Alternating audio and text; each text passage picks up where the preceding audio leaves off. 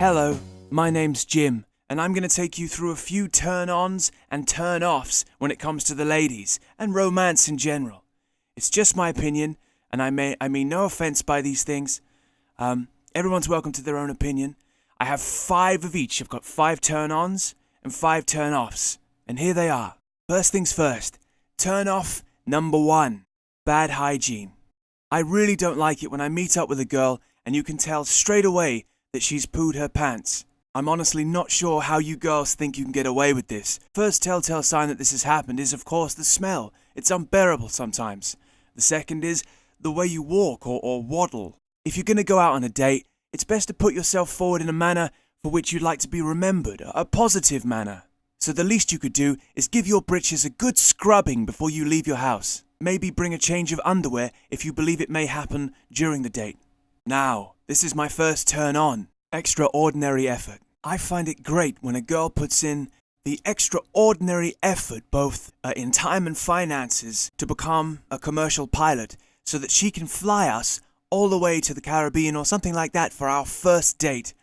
Oh, to have a romantic dinner or just a lounge out in the sun. Beautiful, you know? I love that in a girl. And at the end, when we've had that beautiful romantic date, we'll be down on the beach, maybe light up a campfire. Lovely.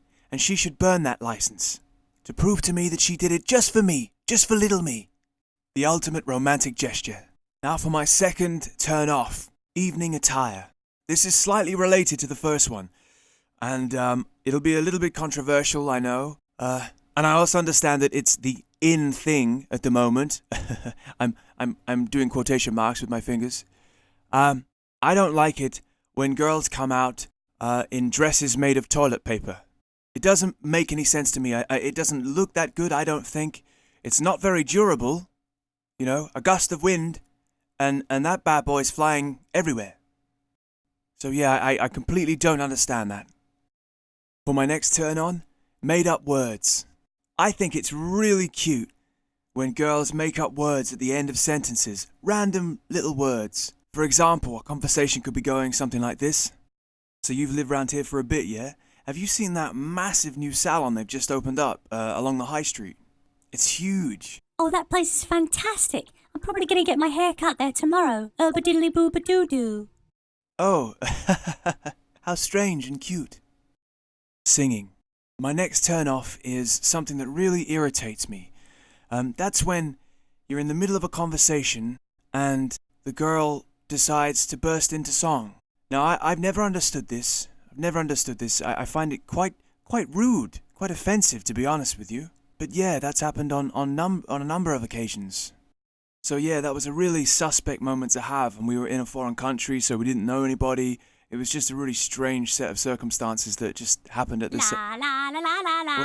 What are you doing? Why are you doing that? I'm not sure what's happening here. I feel panicky, but I can't move. I think I'm going to leave now. Dancing. Now my next turn on is something I feel a lot of fellas will agree with me on.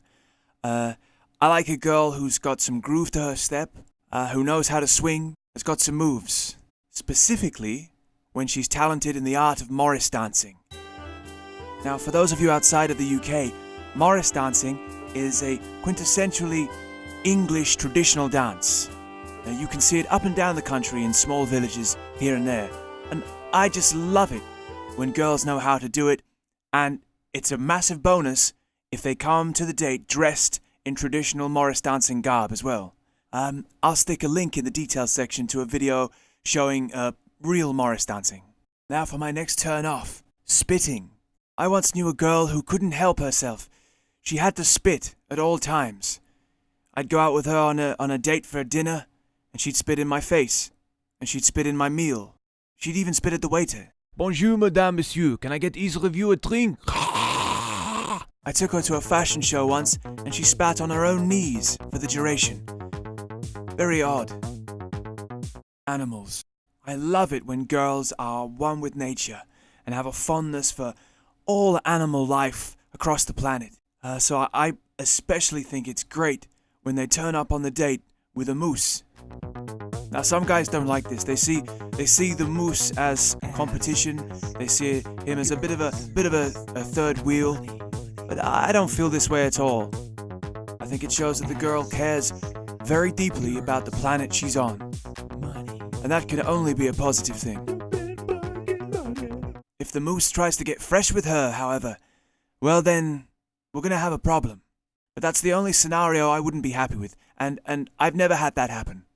Shaving. Now, my next turn-off involves something I really don't understand. I've never understood it. Why do some girls insist on shaving all their hair off on their head just to improve their aerodynamics when they're walking down the street?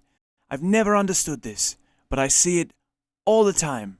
I mean, sure, once they've done it, there is a slight swiftness in their step, so I guess it works from a certain point of view, but I still don't understand it. It seems a little bit extreme to me. Maybe some of you will agree. Body art. Now, my next turn on is a beautiful thing, I think, anyway.